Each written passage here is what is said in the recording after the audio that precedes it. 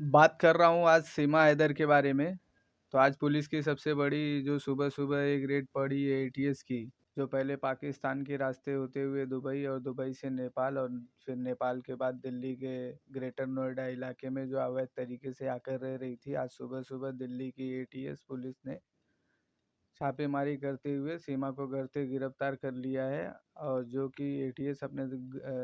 गुप्त तरीके से अभी सीमा से अपने तरीके से पूछताछ कर रही है।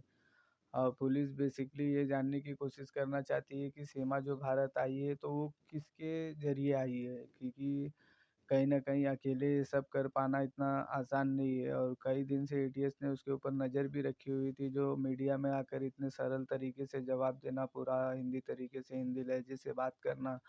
ये नॉर्मल किसी एक पाकिस्तानी के लिए इतना जल्दी इतना सब कुछ आसान नहीं है। वो पूरी तरीके से कभी तुलसी की पूजा कर रही हैं, कभी न्यूज़ में इंटरव्यू दे रही है, हज़ारों सैकड़ों सवाल मीडिया ने उनसे किए, उन्होंने हज़ारों करोड़ों इसके जवाब भी दिए।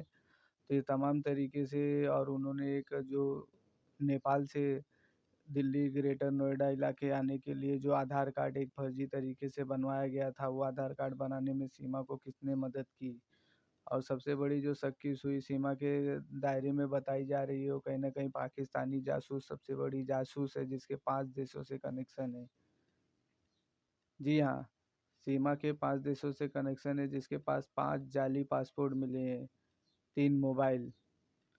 तो ये नॉर्मल एक लड़की के पास 3 मोबाइल क्या कर रहे हैं? और सीमा के जो बड़े चाचा जी हैं, वो पाकिस्तान की फ़ौज में है, सीमा का एक भाई फ़ौज में है, इसलिए शक की सुई पूरी तरीके से घूम जाती है। लगातार जब से एटीएस पुलिस ने सीमा को गिरफ्तार किया है, तब से पाकिस्तान से कंटिन्यू धमकियाँ भी आ रही हैं, जो वहाँ के जो 5 412 नंबर यूनिट है, जो सिंधु लड़कियों को लव जिहाद के लिए ट्रेनिंग देती है, वहाँ से कंटिन्यू धमकी भी आ रही है। रॉकेट लॉन्चर के ज़रिए जो है कि एक मंदिर को भी वहाँ पे कहीं न कहीं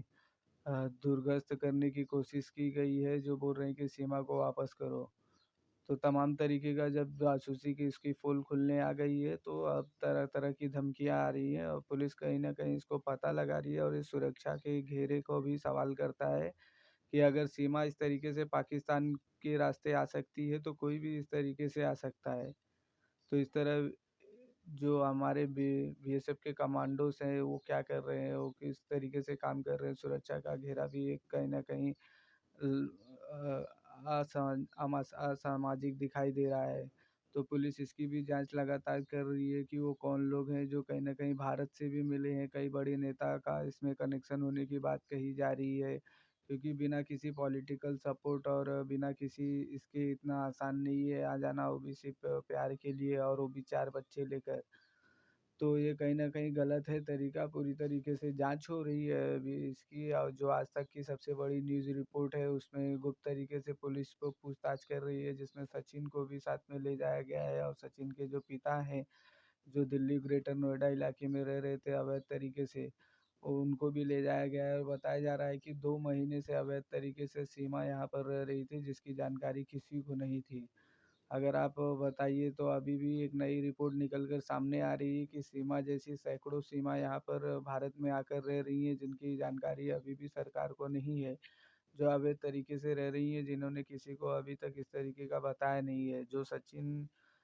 ये बेसिकली ये रिपोर्ट पुलिस के पास तब पहुंची जब सचिन और सीमा शादी करने के लिए एक वकील के पास जाते हैं दिल्ली के ग्रेटर नोएडा इलाके में, जिसके जो वकील इनके पाकिस्तानी दस्तावेजों को देखकर